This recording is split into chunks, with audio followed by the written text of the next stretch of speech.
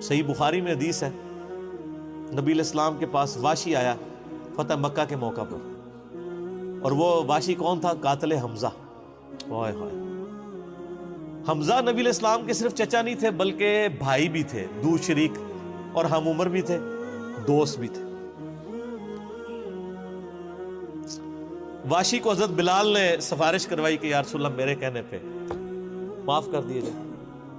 واشی پیش ہوا، فرمایا واشی یا رسول اللہ قاتل حمزہ، یا رسول اللہ تیرا ایمان قبول ہے، لیکن کیا تو ایسا کر سکتا ہے کہ اپنی شکل مجھے نہیں دکھا؟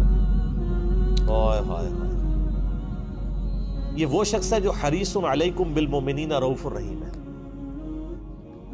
لیکن چچا کے معاملے میں، اور وہ چچا ایسا نہیں جو صرف چچا ہی تھا، وہ دین کا مجاہد تھا، دین کے لیے کنٹریبیوشن تھی۔ اور میں آپ کو علا وجہ بصیرت کہتا ہوں کہ حضور کی وفات کے وقت اگر حضرت حمزہ زندہ ہوتے، خلیفہ اول حضرت ابوبکر نے نہیں ہونا تھا، حضرت حمزہ نہیں ہونا تھا۔ اس کا لاجیکل ثبوت یہ ہے کہ غزوہ بدر میں مسلمانوں کا لیڈر کون تھا آرمی کا؟ حضرت حمزہ۔ نبی علیہ السلام تو خیمے میں تھے نا، مسلمانوں کو لیڈ کون کر رہا تھا؟ حضرت حمزہ۔ غزوہ احد میں کون لیڈ کر رہا تھا؟ حضرت حمزہ۔ اسی لیے آپ نے پھر غزوہ احد کے شہداء پہ جا کے جنازہ پڑھا تھا نا، کہ ان کی وجہ سے بعد والے لوگ بینیفیشری ہوں گے، تو یہ لوگ تو بینیفیشری نہیں ہوئے، ان کو تو سب کچھ آخرت میں ملا ہے۔ یہ نہ ہو کہ اب تم آپس میں، بخاری مسلم میں یہ بھی حدیث ہے، میرے بعد کافر نہ ہو جانا کہ ایک دوسرے کی گردنیں کاٹنا شروع ہو جاؤ، اور وہی ہوا پھر بعد میں۔ تو نبی علیہ السلام نے قاتل حمزہ کو معاف کیا، اور فرمایا پوری زندگی پھر واشی سامنے نہیں آیا حضور کے، حالانکہ آپ کو تو اللہ نے گارنٹی دی ہے حریص علیکم بالمؤمنین رؤوف الرحیم۔ نبی علیہ السلام مومنین پر رؤوف بھی ہیں، رحیم بھی ہیں۔ اب میں تھوڑی سی انجینئرنگ کرتا ہوں کہ انسان کو اپنے چچا سے زیادہ محبت ہوتی ہے یا اپنی اولاد سے؟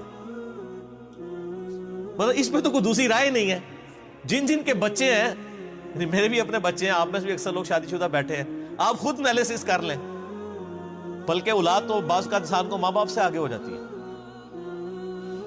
تو جن لوگوں نے حضرت حمزہ کے ساتھ ظلم کیا اور ان کو قتل کیا، ان کا ایمان قبول نہیں کیا گیا۔ تو جن لوگوں نے حضرت حسین ابن علی کے ساتھ ظلم کیا، یا حضرت علی ابن ابی طالب کو تکلیفیں دی ہیں جو حضور کے بچوں کی جگہ تھے، ان کے بارے میں آپ ایکسپیکٹ کر سکتے ہیں کہ نبی الاسلام کے دل میں ان کے بارے میں کوئی محبت کے جذبات ہو؟ Not at all.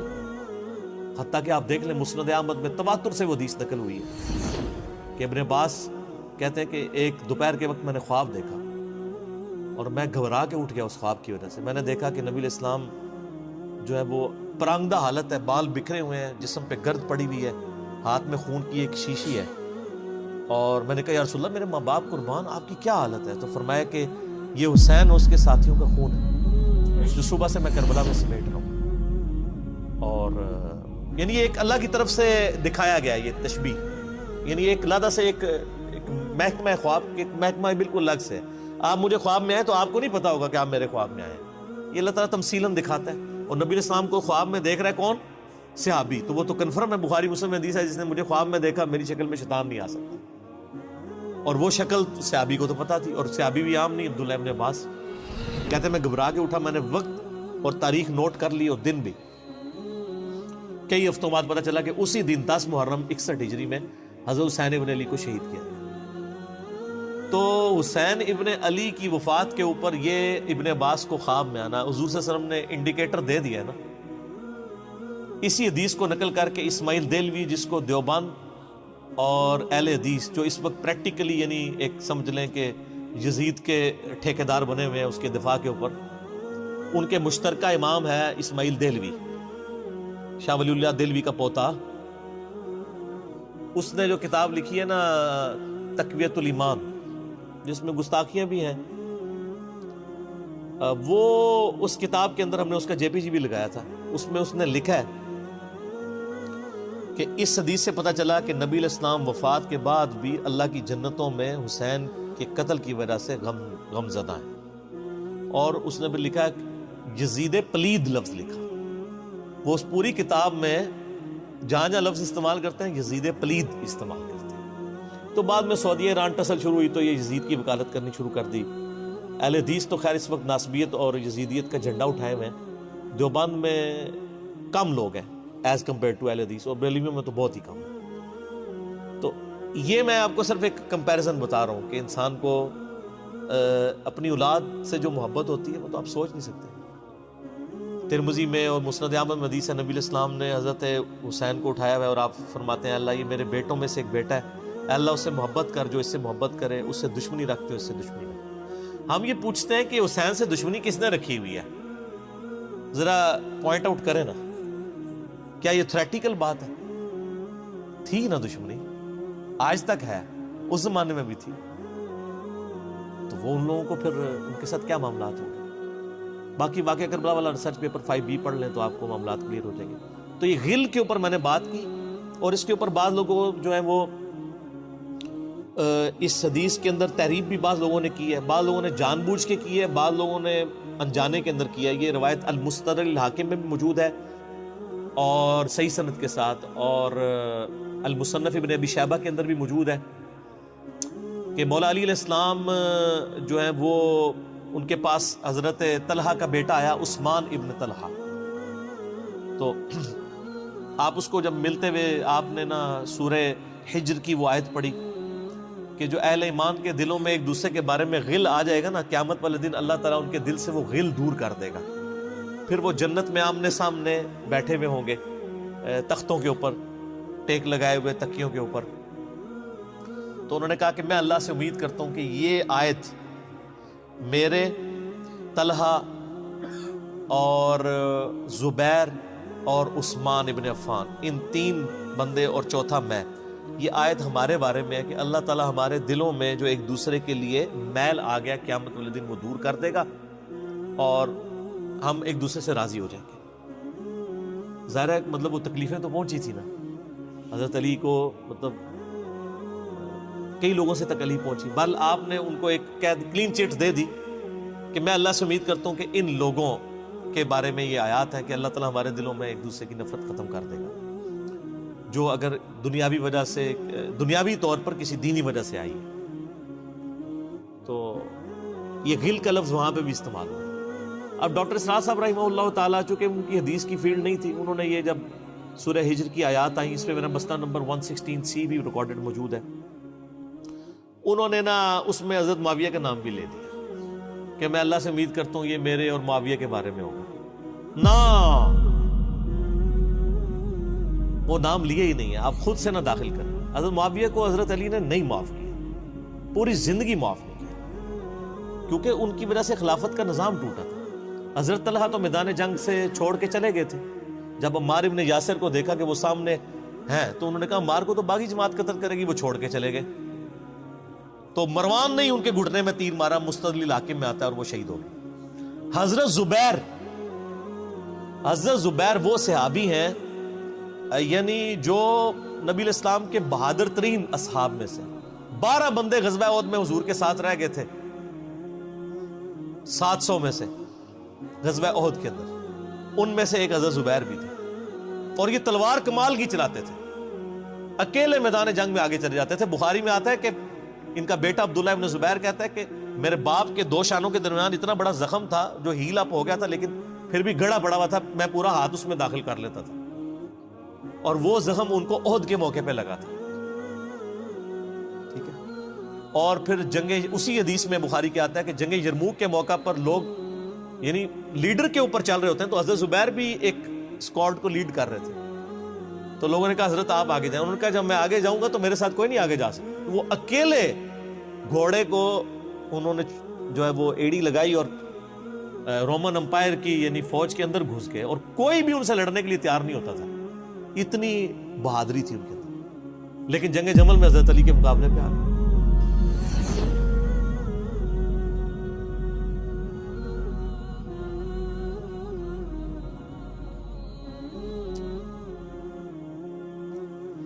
اس تکلیف کا کوئی اندازہ نہیں کر سکتا.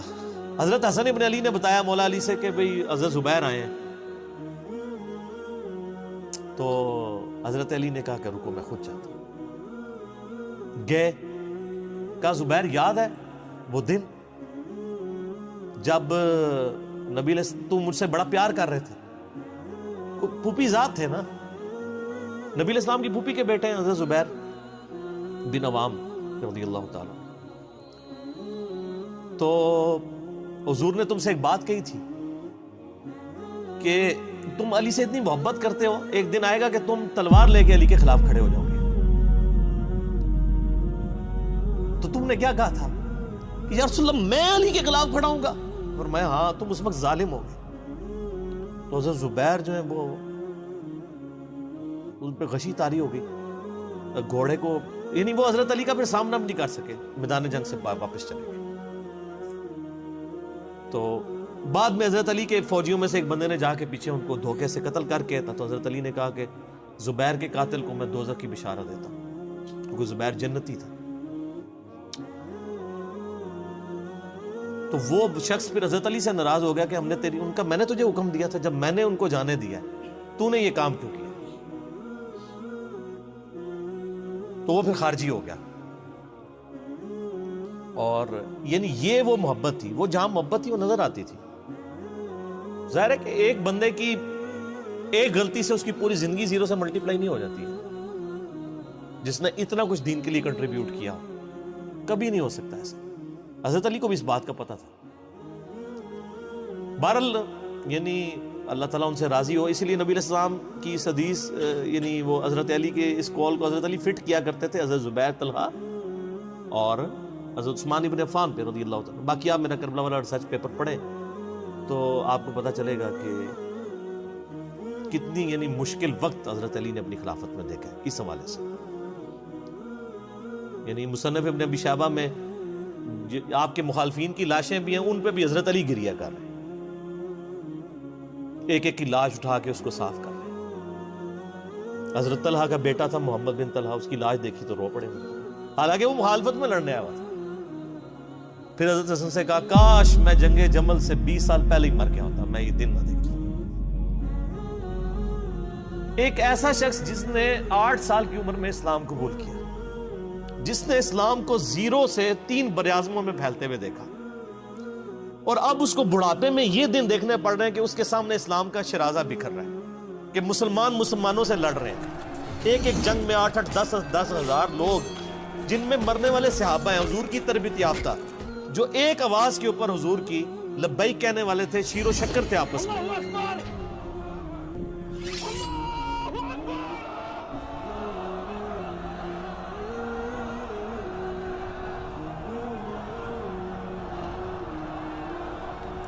آپ اندازہ کر سکتے ہیں. اسی لیے حضرت علی جو ہیں وہ یعنی کوفے میں شہر سے باہر آپ کو پتہ ہے کنویں ہوا کرتے تھے، اکیلے جا کے کنویں پہ بیٹھ کے رویا کرتے تھے کہ یا اللہ اس امت کے ساتھ کیا ہو گیا. کوشش کرتے رہے، اینڈ رزلٹ یہ ہے کہ وہ خلافت کا نظام. اسی لیے مصنف ابن ابی شیبہ میں آتا ہے کہ آپ نے فجر اور عشاء کی نمازوں میں قنوت نازلہ پڑھی، اللہم علیک بمعاویہ و اشعائہ، اے اللہ معاویہ اور اس کے شیعہ کو برباد کر، علی اور اس کے عمرو بن عاص اور اس کے شیعہ کو، ابا سلمی اور اس کے شیعہ کو، قیس اور اس کے شیعہ کو برباد کر. باقی احادیث میں آپ علیہ السلام نے جو بشارت کر دی تھی، سنن صحیح کبریٰ کے اندر حدیث موجود ہے، حاکم کے اندر، کہ نبی علیہ السلام نے حضرت علی سے ایک دن فرمایا تھا، اے علی اگلی امتوں میں سب سے بڑا بدبخت وہ تھا جس نے قوم عاد کی اونٹنی کو قتل کیا اور اس کے بعد عذاب آ گیا. میری امت کا سب سے بڑا بدبخت وہ ہوگا جو تیرے سر کے خون سے تیری داڑھی کو رنگ دے. اور وہی ہوا ہے. اور اس کے بعد پھر دیکھیں امت ایک جگہ جمع نہیں ہوئی ہے. حضرت علی ایک آخری کوشش تھی، اور جن لوگوں نے اس وقت ساتھ نہیں دیا پھر ان کو دنیا میں اس کا خمیازہ بھگتنا پڑا ہے. عبداللہ بن عمر نے بیعت نہیں نہ کی تو صحیح بخاری اٹھا کے دیکھیں، عبداللہ بن عمر کو آل امیہ نے قتل کروایا، حجاج بن یوسف نے زہر آلود نیزہ مروا دیا. اور حاکم کے اندر مجموع الزوائد کے اندر موجود ہے، حضرت عبداللہ بن عمر آخری عمر میں کہا کرتے تھے کاش میں اس وقت علی کا ساتھ دیتا اور یہ خلافت کا نظام تو بچ جاتا. کیونکہ کئی لوگ بیچ میں نیوٹرل ہو گئے تھے جو پھر ساتھ نہیں دیا، تو اس کی وجہ سے پھر حضرت علی کے چونکہ اب پاس اتنی مین پاور نہیں تھی کہ اس سسٹم کو سنبھال سکتے، بال پھر وہ شہید ہو گئے اور پھر معاملات آ گئے. خیر بات کہاں سے کہاں نکل گئی، کیونکہ یہ اس کے ساتھ غل کا لفظ تھا، تو یہ غل کے لفظ کو ایڈریس کرنا ضروری تھا. تو تو آج ہم جب جنگ جمل صفین نہروان کو ڈسکس کرتے ہیں تو یہ کوئی غل والی بات نہیں ہے، یہ وہ چیزیں ہیں جو ایک ریالٹی ہیں، اور وہ اگر یہ غل والی بات ہے تو نبی علیہ السلام کے دل میں بھی نعوذ باللہ غل تھا، مولا علی کے دل میں بھی غل تھا، ایسا نہیں تھا۔ وہ دین کی حمیت کہلاتی ہے، اس کو غل نہیں آپ کہتے۔